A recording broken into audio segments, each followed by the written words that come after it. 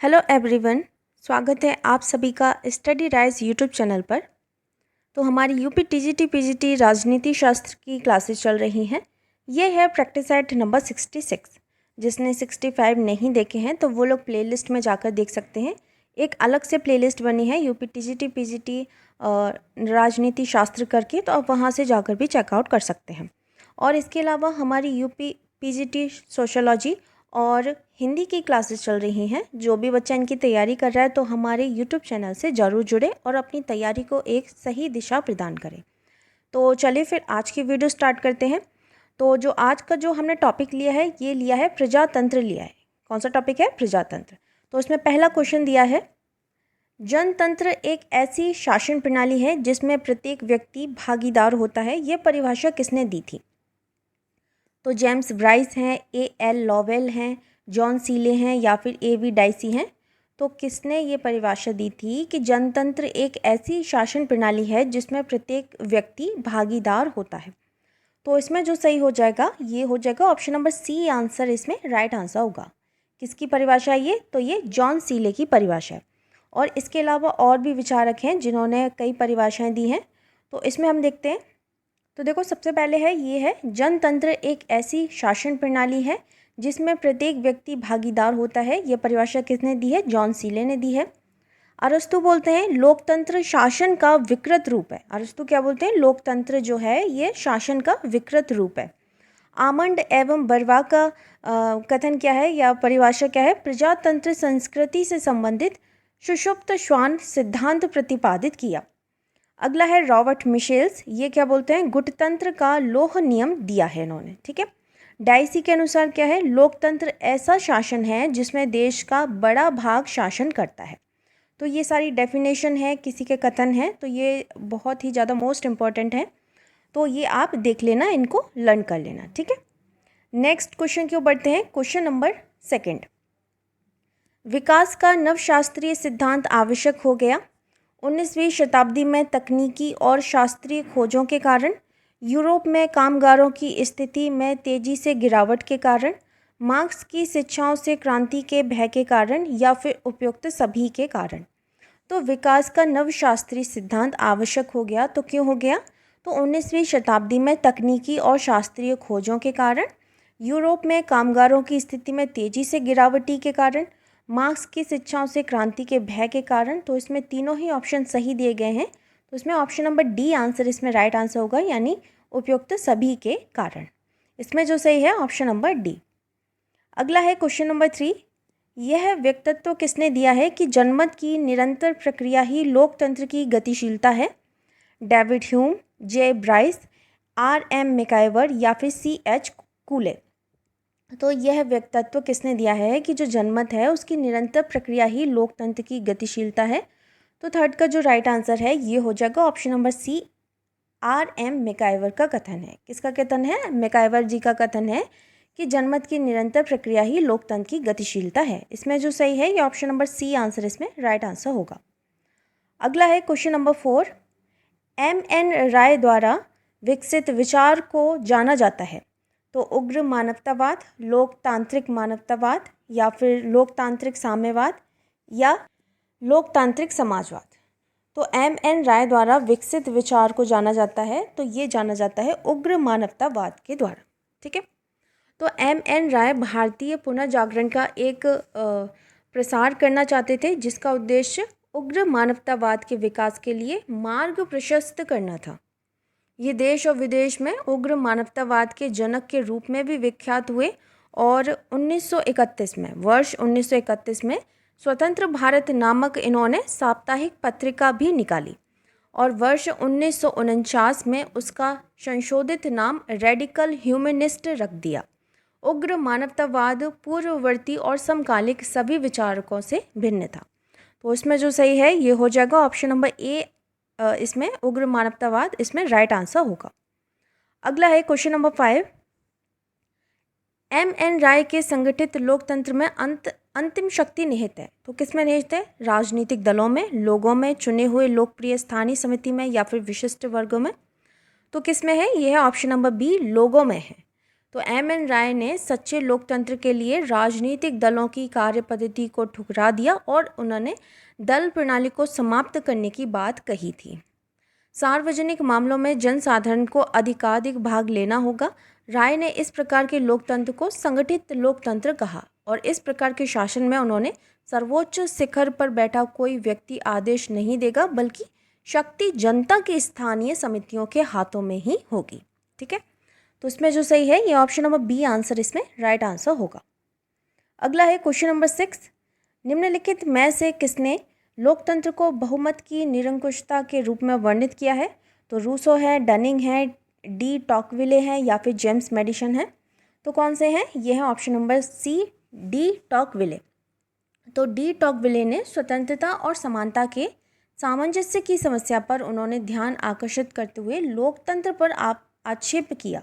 उनके अनुसार लोकतंत्र का विस्तार समानता को जितना बढ़ावा देता है, स्वतंत्रता के लिए उतना ही वह बड़ा खतरा पैदा कर देता है। लोकतंत्र बहुमत का शासन स्थापित करता है जो बहुमत की निरंकुशता का रूप धारण कर लेता है। तो इसमें जो सही है ये हो जाएगा ऑप्शन नंबर सी आंसर इसमें राइट आंसर होगा। अगला है क्वेश्चन नंबर 7, रूसो के लोकतंत्र के उदार सिद्धांत के संदर्भ में निम्न में से कौन सा एक गलत है? हमें गलत बताना है कि कौन सा इसमें एक गलत दिया गया है। तो सामान्य कल्याण, प्राकृतिक समानता, राज्य के आधार के रूप में सहमति या फिर व्यक्तिगत संबंधों के निर्धारण में व्यक्ति के अहस्तांतरणीय अधिकार। तो हमें इसमें ये बताना है कि रूसो के लोकतंत्र के उदार सिद्धांत के संदर्भ में इनमें से कौन सा एक गलत है। तो ये हो जाएगा ऑप्शन नंबर बी, प्राकृतिक समानता। क्या हो जाएगा इसमें? ऑप्शन नंबर बी आंसर इसमें राइट आंसर हो जाएगा। अगला है क्वेश्चन नंबर 8, प्रजातांत्रिक संस्कृति के सुषुप्त श्वान सिद्धांत का आशय है। तो निम्न सहभागिता सरकार के लिए बृहद संतोषप्रद है। निम्न सहभागिता विलगाव एवं आवश्यक हानि को इंगित करती है। उत्तर साम्यवादी राज्यों का प्रजातांत्रिक मूल्यों एवं आकांक्षाओं का पोषण या फिर उपयुक्त में से कोई नहीं। तो प्रजातांत्रिक संस्कृति के सुषुप्त श्वान सिद्धांत का आशय क्या है? तो ये है ऑप्शन नंबर ए, निम्न सहभागिता सरकार के लिए बृहद संतोषप्रद है। तो प्रजातांत्रिक संस्कृति के सुषुप्त श्वान सिद्धांत को ये आमंड और बर्वा ने नागरिकों का शासन के मामलों में निम्न सहभागिता के रूप में व्यवस्थापित किया था। यह स्थिति सरकार के लिए बृहद संतोषप्रद रहती है। तो इसमें जो सही है ये ऑप्शन नंबर ए आंसर इसमें राइट आंसर होगा। अगला है क्वेश्चन नंबर 9, लोकतांत्रिक, ये अब कथन कारण वाला प्रश्न दिया गया है। लोकतांत्रिक विकेंद्रीकरण द्वारा उस निर्धनता को कम करने की संभावना कम है जो उप क्षेत्रों या मोहल्लों के बीच विषमताओं से उत्पन्न होती है। इसका कारण दिया गया है, लोकतांत्रिक विकेंद्रीकरण के परिणाम स्वरूप निम्न स्तरों पर सशक्त इकाइयों का अभिजनों द्वारा प्रग्रहण हो सकता है।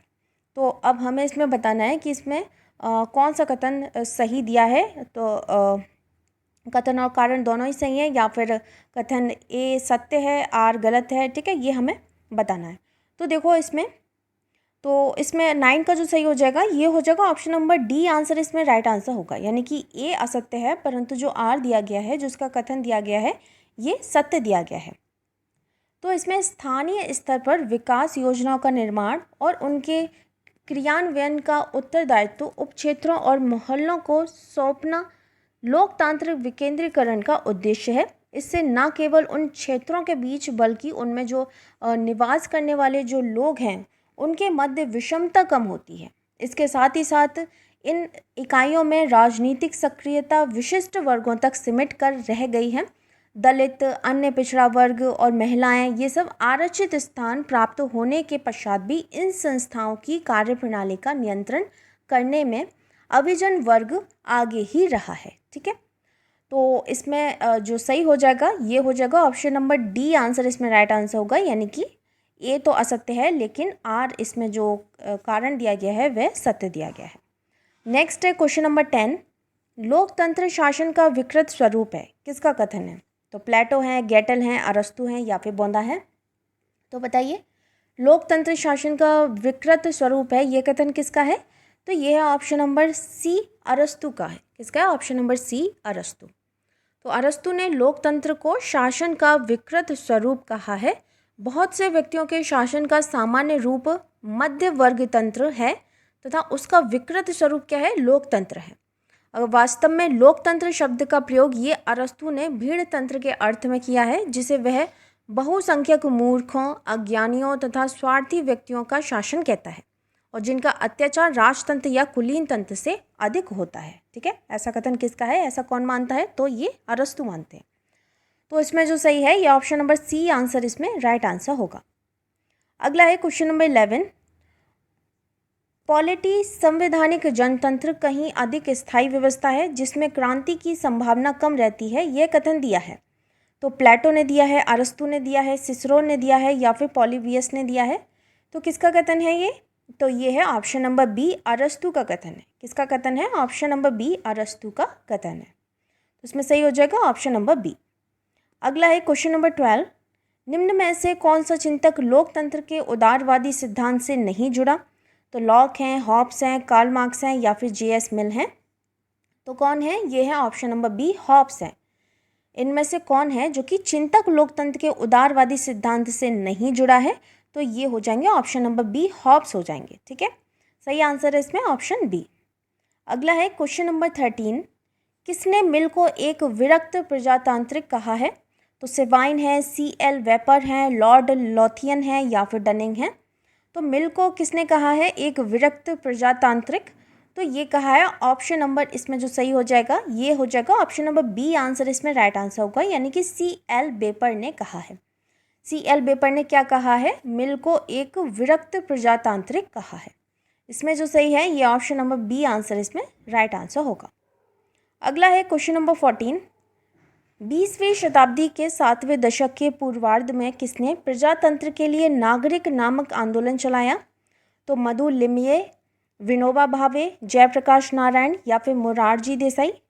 तो किसने प्रजातंत्र के लिए नागरिक नामक आंदोलन चलाया था, तो ये चलाया था option number C, Jayaprakash Narayan ने। किसने चलाया था, जयप्रकाश नारायण ने चलाया था। तो जयप्रकाश नारायण ने a picture of Sarvodaya social order में लिखा है कि बहुसंख्यक दल शक्ति अपने हाथ में केंद्रित कर लोकतांत्रिक शासन के स्थान पर स्वेच्छाचारी शासन की स्थापना करते हैं, अतः वे दल विहीन लोकतांत्रिक शासन की स्थापना करते हैं। 20वीं शताब्दी में 70 के दशक में उन्होंने प्रजातंत्र के लिए नागरिक आंदोलन चलाया था। उनके आंदोलन का उद्देश्य ये था कि जनसाधारण की प्राथमिक आवश्यकताओं की पूर्ति को सुनिश्चित करना था। ठीक है, और इसी के आधार पर उन्होंने समग्र क्रांति का भी उन्होंने नारा दिया था। तो इसमें जो सही है ये ऑप्शन नंबर सी आंसर इसमें राइट आंसर होगा। अगला है क्वेश्चन नंबर 15। निम्न में से कौन यह मानता है कि आधुनिक उदारवादी प्रजातांत्रिक राज्य एक औद्योगिक राज्य बन गया है। तो गैल्ब्रेथ हैं, मैकफर्सन हैं, कीन्स हैं या फिर रूजवेल्ट हैं। तो कौन यह मानता है कि आधुनिक उदारवादी प्रजातांत्रिक राज्य एक औद्योगिक राज्य बन गया है, तो ये मानते हैं ऑप्शन नंबर ए, गैल्ब्रेथ। तो J.K. गैल्ब्रेथ ने अपनी महत्वपूर्ण कृति द न्यू इंडस्ट्रियल स्टेट में स्पष्ट किया है कि आधुनिक उदारवादी प्रजातांत्रिक राज्य एक औद्योगिक राज्य बन गया है। ठीक है, तो इसमें जो सही है ये हो जाएगा ऑप्शन नंबर ए आंसर इसमें राइट आंसर होगा। नेक्स्ट है क्वेश्चन नंबर 16। निम्नलिखित में से कौन लोकतंत्र का एक सिद्धांतकार नहीं है। Alex de Tocqueville, J.J. Rousseau, J.S. Mill या फिर E.W. नीट्शे। तो निम्नलिखित में से कौन लोकतंत्र का एक सिद्धांतकार नहीं है, तो ये है ऑप्शन नंबर डी, E.W. नीट्शे। कौन है, ऑप्शन नंबर डी, E.W. नीट्शे। तो इसमें जो सही है ये ऑप्शन नंबर डी आंसर इसमें राइट आंसर होगा। अगला है क्वेश्चन नंबर 17।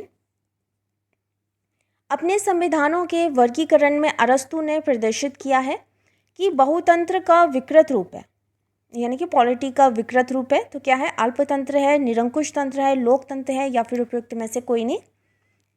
तो क्या हो जाएगा इसका राइट आंसर, ये हो जाएगा ऑप्शन नंबर सी, लोकतंत्र हो जाएगा। ठीक है, अरस्तु ने संविधान का वर्गीकरण शासकों की संख्या और शासन के उद्देश्य के आधार पर किया है। ये आप जानते हैं, अरस्तु ने संविधान का वर्गीकरण एक तो शासकों की संख्या और शासन के उद्देश्य के आधार पर किया है। बहुतंत्र या जिसे अरस्तु मध्य वर्ग तंत्र भी कहता है, इसका अभिप्राय जनता का शासन संविधान के अनुरूप चलाया जाना है। जब इस प्रकार का शासन संविधान के अनुसार नहीं चलाया जाता तो लोकतंत्र का विकृत रूप बन जाता है, जिसे अरस्तु भीड़ तंत्र के अर्थ में अभिव्यक्त करता है। ठीक है, तो इसमें जो सही है ये ऑप्शन नंबर सी आंसर इसमें राइट आंसर होगा। अगला है क्वेश्चन नंबर 18। निम्नलिखित में से कौन एक प्रजातंत्र के बहुलवादी सिद्धांत का समर्थक है? तो लॉर्ड ब्राइस है, डेविड बी ट्रूमैन है, या फिर सी राइट मिल्स है, या फिर हैरोल्ड लासवेल है। तो निम्नलिखित में से कौन एक प्रजातंत्र के बहुलवादी सिद्धांत का समर्थक है? तो कौन है? ये है 18 का राइट आंसर क्या होगा? ये हो जाएगा option number B, David B Truman है। कौन है? David B Truman. इसमें जो सही है ऑप्शन नंबर बी। अगला है क्वेश्चन नंबर 19। निम्नलिखित में से कौन सा एक सही सुमेलित नहीं है? तो लोकतंत्र का बहुलवादी दृष्टिकोण, ये रॉबर्ट डहेल। लोकतंत्र का अविजनवादी दृष्टिकोण, गाएटानो मोस्का। लोकतंत्र का कॉरपोरेट दृष्टिकोण, ये हीगल। या फिर लोकतंत्र का नव दक्षिणपंथी दृष्टिकोण, ये डेविड मार्ग। तो इसमें हमें बताना है कि कौन सा एक सही सुमेलित नहीं दिया गया। तो देखो इसमें जो सही है ये हो जाएगा ऑप्शन नंबर सी आंसर इसमें राइट आंसर होगा, यानी कि लोकतंत्र का कॉरपोरेट दृष्टिकोण, ये हीगल। तो हीगल ने लोकतंत्र का नहीं बल्कि किसका दिया है? राज्य का कॉरपोरेट सिद्धांत दिया था। किसका दिया था? राज्य का कॉरपोरेट सिद्धांत दिया था। किसने? हीगल ने। फिर इसके बाद में फासीवादियों ने निगम राज्य की अवधारणा को लागू कर संपूर्ण उत्पादन को राज्य के अधीन कर दिया था। तो इसमें जो सही है ये ऑप्शन नंबर सी आंसर इसमें राइट आंसर होगा। ठीक है, अब नेक्स्ट है क्वेश्चन नंबर 20 और आज का लास्ट क्वेश्चन है। निम्न में से किस विचारक ने प्रत्यक्ष प्रजातंत्र के स्थान पर प्रतिनिध्यात्मक प्रजातंत्र का समर्थन किया है? तो जे रूसो है, कार्ल मार्क्स है, M.A. बाकुनिन है, या फिर जे मेडिसन है। तो क्या है इसमें राइट आंसर? किस विचारक ने प्रत्यक्ष प्रजातंत्र के स्थान पर प्रतिनिध्यात्मक प्रजातंत्र का समर्थन किया है? तो ये है ऑप्शन नंबर डी, जे मेडिसन। कौन है? ऑप्शन नंबर डी, जे मेडिसन। तो इसमें जो सही है ये हो जाएगा ऑप्शन नंबर डी आंसर इसमें राइट आंसर होगा। अच्छा, ये जे मेडिसन है कौन? तो ये जे मेडिसन संयुक्त राज्य अमेरिका के चौथे राष्ट्रपति थे। ठीक है, चौथे राष्ट्रपति थे। तो इसमें जो सही है ये ऑप्शन नंबर डी आंसर इसमें राइट आंसर होगा। तो फ्रेंड्स ये थी आज की वीडियो अगर आपको पसंद आती है तो वीडियो को लाइक कमेंट शेयर ज़रूर करें, और जो भी बच्चा चैनल पर पहली बार आया है तो चैनल को सब्सक्राइब ज़रूर करें। मिलते हैं फिर बहुत जल्द नेक्स्ट वीडियो में नेक्स्ट टॉपिक के साथ। तब तक के लिए थैंक यू सो मच।